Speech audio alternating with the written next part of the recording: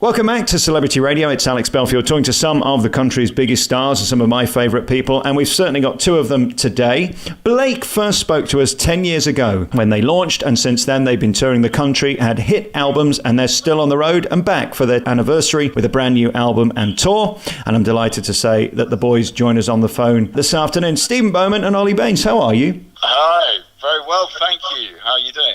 I'm great, and it's so lovely to talk to you both again. Let's start with Stephen. Isn't it amazing to have longevity? The hardest thing in show business is to survive, isn't it?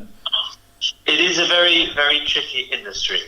You certainly don't go into it expecting to last very long at all, mainly because you're scared by all the stories which you hear from all the artists which have fallen over the years. But I think that every year that progressed, we just felt a little bit more confident about ourselves, a little bit more comfortable in our own skins, a little bit more able to deal with calamity when, and as it always does, it arrives. Ollie, let me talk to you. I've been Googling you guys today to make the page for the website, and I noticed there seems to be an awful lot of naked pictures of you boys. When did this happen? I mean, I thought you were always in suits. That's outrageous. What a slur. I don't know what you've been searching in your search bar. I can trust you. It was perfectly legitimate. I'm pretty sure I think that's the other Ollie Baines on the internet. There is another Ollie Baines, actually. He's a councillor down in Cornwall. It's very confusing. Oh, you don't want that. You could end up in a scandal. It is interesting, though, when we look at how you survived and why you boys stuck out amongst many groups that have since departed. I think it is a mixture, firstly, of talent, B, of warmth, and C, of the look. It just worked, that synergy, didn't it? Well, that's nice of you to say. Yeah, I mean, echoing what Stephen said, it is hard to stick around for a whole decade. I expect people listening to this will think, what utter nonsense. You're musicians, you're paid to do music, and it's something you love. It must be the easiest job in the world. And to some extent, that is true. But as you say, in terms of competition and staying relevant and actually, keeping bums on seats, getting people to come to your concerts, that is always a challenge. Always has been, probably always will be. And we've just been very, very lucky. And some years have been better than others. And here we are 10 years in. So it's a bit of a miracle, really. Stephen, the first time I met you was during that first PR push, and we had a lovely time chatting in some posh hotel in Nottingham. And it was amazing how well you connected and how quick the band took off. Were even you surprised? Well, I think that we went into it thinking that the ultimate reward would be that we actually had the opportunity to keep singing live. I mean, that's the thing about Blake. We're a live band. We do record albums. We love recording albums, but the joy we get from music is going onto a stage and performing. And the interesting thing was, in the first year or so, we actually didn't do a huge amount of performing. We did some TV shows, and we did a couple of, very bizarrely, our very first gig together was at a stadium, was at Twickenham Stadium, singing Jerusalem. And so we had these amazing performance opportunities, but we weren't on the road. We weren't touring at that point. That didn't happen until a couple of years later, when our first big tours were put into place. And I think it was at that point we suddenly found our comfort zone. You can deal with a lot in life as long as you're still able to get up on stage and perform. Whereas the worst thing is kind of making an album, waiting for it to be released, twiddling your thumbs, hoping to dear God that somebody will actually buy it. That's a much more kind of nerve-wracking experience. Whereas going on stage just feels natural for us. Mm. And of course, as well as being a nice bit of trouser, boys, you're all exceptionally gifted. I mean, the voices are exceptional. I've seen you live 100 times, and I can't believe you could be trained. I'm sure you've studied to be better, but you were born singing, I guess, Ollie. You're a flatterer. I was actually pretty much born singing. I started from a very young age. I think I used to annoy my sister in the backseat of the car singing. I got packed off to choir school at about the age of 7 or 8 because a music teacher sort of thought that I had some potential. So off I went and became a cathedral chorister, which really taught me, I'm not kidding, taught me pretty much everything I know. and then music college and school and university and everything else. You have to unlearn a few things, a few bad habits that you've got. But yeah, generally it is there. I think it's an interesting thing. Music colleges turn out a lot of people every year who have amazing talent and wonderful voices and are very, very gifted. But many of them don't stay in their career. There are many singers at music college, obviously, who are far better than I can ever be. I know that, but I don't know what it is that has made some people stay in the industry and some people not, because it is tough. And you need not just the talent, you need a bit of nous, you need a bit of luck, you need a bit of determination, and you need to want to do it, because there are lots of other jobs out there which are going to make you far more successful, far richer, and potentially give you the odd weekend now and again in your life. That's not something we get very many of. So it's not always for everybody. And lest we forget, Stephen, life on the road is tough. I mean, to go from gig to gig, especially when you need your voice to be in fine fettle, planes, trains and automobiles is not the best way to stay fit, is it? No, unfortunately, planes, trains and automobiles are the ultimate gestation environments for colds and coughs. So we are constantly battling that one. I mean, there are three of us in the group. We're a three-part harmony group, so therefore each of those harmonies is individually very important. But there have been times when, variously one person and even up to two people have been ill at the same time. But I suppose the most important thing for us is, because we've all come from the background of classical training, there's a certain degree of being able to sing through a cold or sing through kind of sinus problems and things like that.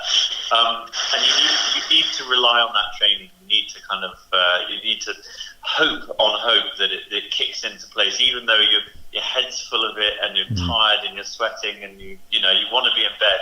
Sometimes you've got to pull it out of the bag, especially, for instance, when we travel to other countries to do very big television performances. We've done a few of those out in China, where the viewerships have been, 200 million, 300 million people watching.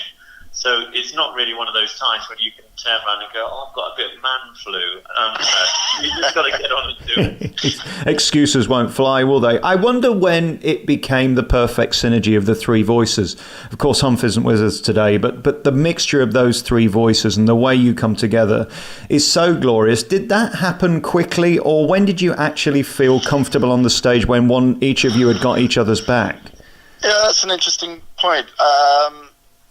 I mean, it's no secret that we used to be, before we were a trio, we were a quartet. And after Jules left us, 5 years ago now, there was this sort of fear of like, shall we get another person in or whatever else? But due to it being very close to an upcoming tour, we simply didn't have the time to do that. So we were forced into a position where we had to relearn all our harmonies as a three-part, which was terrifying. We had no idea whether it would work. And there had always been this wonderful sense of warmth and blend with four voices, and we were very scared about losing that. But I have to say, within 2 to 3 concerts of that tour as a trio, it became very obvious that there was something new happening, which was, this lovely sense of being more mobile on stage, being more fluid with 3 people. It's this idea that it's easier to move a tripod than a table. Also, this concept of being able to hear the individual voices more rather than less, which actually allowed, I think, it made the fans sort of feel they were more connected to us. It gave us a chance as soloists to do some stuff, and also to be able to have these moments of one voice with 2 accompanying, rather than always this sense of four people sort of singing at you from a stage. So there were pros and cons, but generally, as you say, it became this very fluid thing, and I think that was just all down to having been together for so long and really having this desire to make it work and to listen to each other, and eventually once you're on stage so many nights a year over so many years, you do just know what each other are going to do. Who's going to speak when, who's going to breathe at what point, and who's singing which bit, and help each other out. I mean, Humphrey and I swap parts all the time, and sing each other's lines, just with a little nod and a wink, depending on who's feeling like they want to sing a top note that night. That's lovely. I've swapped a few parts over the years. I wonder, Stephen, did you get rid of Jules because he was too ugly? Let's get it out in the open at last. I think Jules' problems are definitely not his looks. He's a very handsome man. Nicely dealt with, Stephen. Yeah, he's a very handsome man. No, I think that Jules just had a difficulty which we had encountered before with Dom at the very beginning, which is when you train as both a singer and an actor, you are torn between two potential professions. And I think for singers, especially in Blake, Limelight, quite naturally, because we're a harmony group, is split 3 ways or split 4 ways, as it was back then. Whereas as actors, although they are very much on stage, they're part of a company, when they are fulfilling their careers, they're doing that effectively as soloists. So I think for certain performers, there's more fulfillment of their own career when they are solo performers. Well, his first album was called It's All About Me, wasn't it? If I remember correctly. No, I love Jules. I met him in Vegas. We had dinner. We spent a couple of days there a couple of years ago, and it was marvellous because as we walked down Las Vegas Boulevard, people thought we were auditioning for Beauty and the Beast. So, enough about him. Let's talk. If anybody else was to call him Beast, he would have got very upset.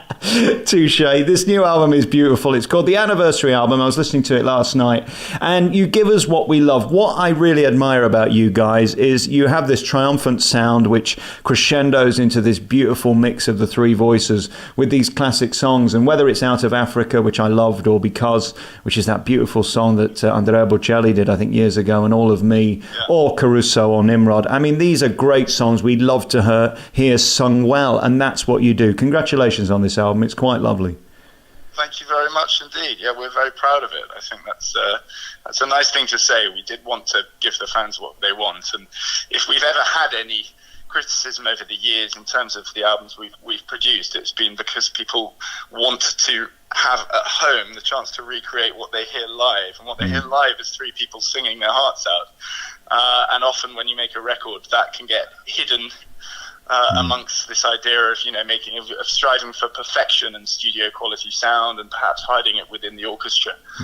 So when we were producing this one, we made sure to make it a vocal album, and very unapologetic one at that. And then bringing this album to the tour must be exciting to be back on the road in 2018. Yeah, that'll be great. We've got a lot of new songs to learn.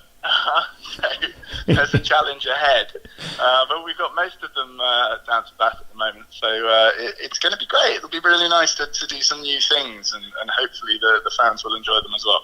You guys have had some amazing moments in your career, and I want to thank you for one of the most amazing moments in my career. To come to the Ritz and interview you boys with Dame Shirley Bassey was truly magical. No, seriously, it was one of the greatest afternoons of my life. Thank you for that. I'm not going to be forgetting that red suit in a while. I felt like the biggest prat on earth. I thought, we're doing a Christmas album, they'll all be in red, you see. This is what I thought. No, you were dressed like human beings and I looked like a clown. Thank you for that. That was very nice of you. Quite all right. I just thought I'd remind you of that, You do realise I travelled 2.5 hours on a train in that jacket as well. Well done you. But again, to get that affirmation from a legend like that just must have been wonderful. And she continues to be your bastion, celebrating your music and your voices. What a thrill. Yeah, she's a wonderful lady. It was a true privilege, actually, and very much a career highlight. And not just singing with her, but the opportunity she gave us by singing with us to do some amazing concerts that I think otherwise we would not naturally have been able to do, like Henley Festival and things like that. Sometimes you do need a leg up from a star, and she gave us that. So we're always going to be very grateful to her. That interview's had tens of thousands of hits, Stephen, and I just wonder for you, why you? I mean, she could have picked anyone. I made that point during the interview. She could have had any group she wanted. Anybody would have been honoured to work with her, but she chose you. Have we got to the bottom of why yet? Well, she had this list with various names on it. Yours were the simplest to remember. And it was just lucky that Il Divo engaged on their phone. Yeah, they were busy being smug, weren't they?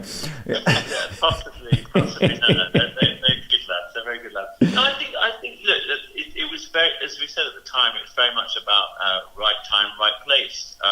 We were in the middle of making a Christmas album, and certainly planning for it. And we just had this wonderful chance encounter with Dame Shirley, which was a follow-on from various other encounters over the years. And it was just lovely that really Ollie and Shirley had the opportunity to have quite a frank conversation about what we were up to and what our dreams and desires were. And we got onto the Christmas album, and she just said outright, well, I've never recorded a Christmas album, I've never even recorded a Christmas song.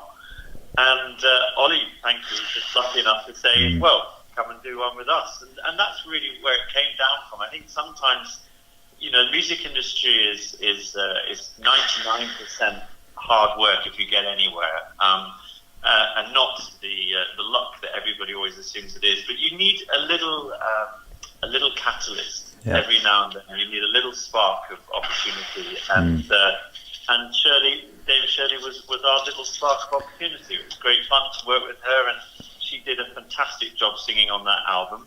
And when he says little spark, what he means is great big explosion. You're bragging again. Well, you guys have been doing it 10 years. I've been doing it over 20 years. And I can tell you that was one of the greatest afternoons of my life. To be sat with you guys having such fun was a great privilege. So thank you for that opportunity. And we wish you all the best. We're going to come and see you on tour. And you can find out more by going to blakeofficial.com, the website for Blake. Their 10th anniversary album is out now. It is beautiful. Those voices are sensational. You're looking great. And I know the fans still love to see you live. Let's talk again and do the 20th and the 30th, because you guys deserve to be around forever. Thank you for your time. Thank you, Alex. Thank you, Alex. Cheers, boys. That was brilliant. Thank you very much.